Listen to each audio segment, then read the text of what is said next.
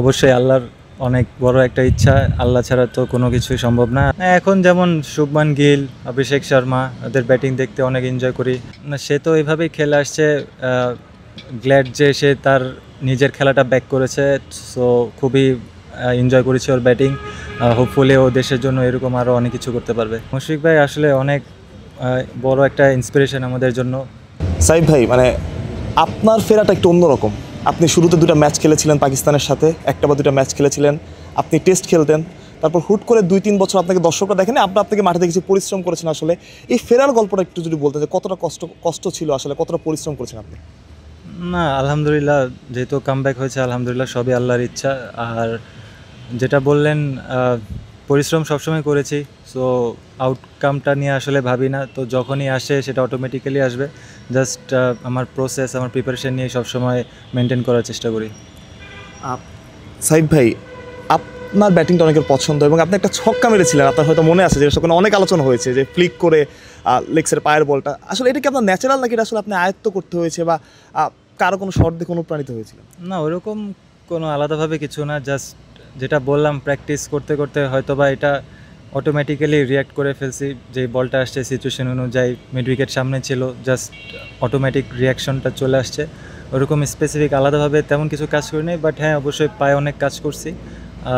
But ওরকম specifically আলাদা যে ওই শটটার উপর কোনো কিছু করছি তা না।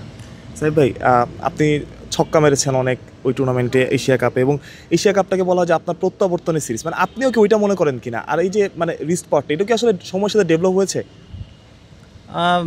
রিস্ট ওয়ার্ক যেটা বললেন, এটা তো প্র্যাকটিস করতেছিলাম, আমি পায়ের কাজ করছি, রিস্ট ওয়ার্ক করছি, এগুলো তো করছি। বাট আমার মনে হয় যেটা বললেন খেলার কথা, টুর্নামেন্ট, তার আগেই আমি অস্ট্রেলিয়ায় আপনার ডারউইনে টপ এন্ড টুর্নামেন্ট খেলতেছিলাম। তার আগে জিএসএল, বিপিএল। তো লাস্ট কয়েক বছর ধরে টি-20-র অনেক অপরচুনিটিস পেয়েছি, যেটা আমার জন্য অনেক হেল্পফুল হয়েছে। সো ওটার জন্য অনেক গ্রেটফুল, আলহামদুলিল্লাহ। আপনার ব্যাটিংটা এখন অনেকে পছন্দ করেন। আমার প্রশ্নটা হচ্ছে যে সাইফ হাসান কাকে আইডল মনে করে? কাকে আইডল মানে, বা ছোটবেলা থেকে কাকে আইডলাইজ করে বড় হয়েছে? না, আমি সবার ব্যাটিং দেখতে ভালো লাগে। যে যখন ফর্মে থাকে সবার ব্যাটিংয়ে ভালো লাগে।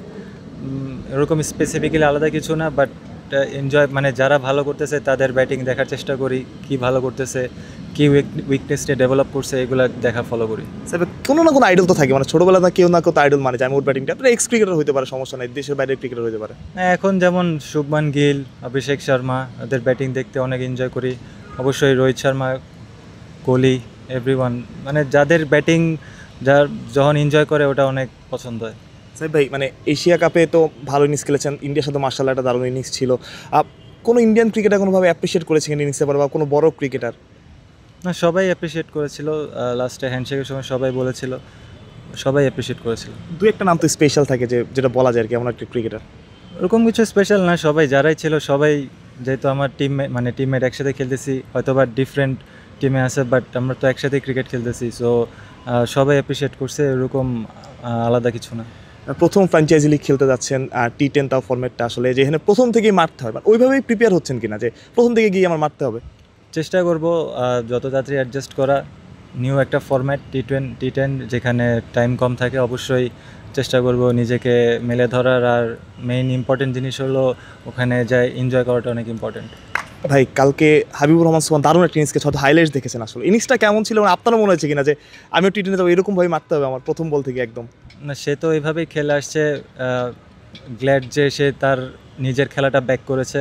সো খুবই এনজয় করেছি ওর ব্যাটিং। হোপফুলি ও দেশের জন্য এরকম আরও অনেক কিছু করতে পারবে। ভাই, আকবর আলীকে জিজ্ঞেস করছিলাম যে সাইফ হাসানের সবচেয়ে বড় শক্তির জায়গা কি। আকবর আলী বলেছে যে আপনি যতটুকু পরিশ্রম করেন, যতটুকু ব্যাটিং করেন নেটে, ওই রকম কেউ ব্যাটিং করে না। আরেকজন ক্রিকেটার আছে বাংলাদেশে, মুশফিকুর রহিম, যিনি তার 100তম টেস্ট খেলবেন এইখানে।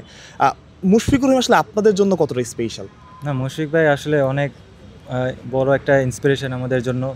আমি অনেক হ্যাপি, মুশফিক ভাইয়ের সাথে আমি ড্রেসিং রুম শেয়ার করেছি, সবার সাথে শেয়ার করেছি। বাট অলসো মুশফিক ভাই ওয়ান অফ দেম স্পেশাল।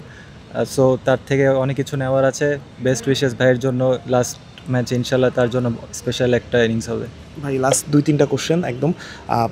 সবার যে একটা আলটিমেট লক্ষ্য থাকে যে টি20তে ভালো করে যে আইপিএল খেলবো, আপনার কি ইচ্ছাটা আছে কিনা যে আইপিএল খেলার? এখন ওরকম এত বড় মানে গোলটা দেখি না, চেষ্টা করি এনজয় করার প্রেজেন্টে।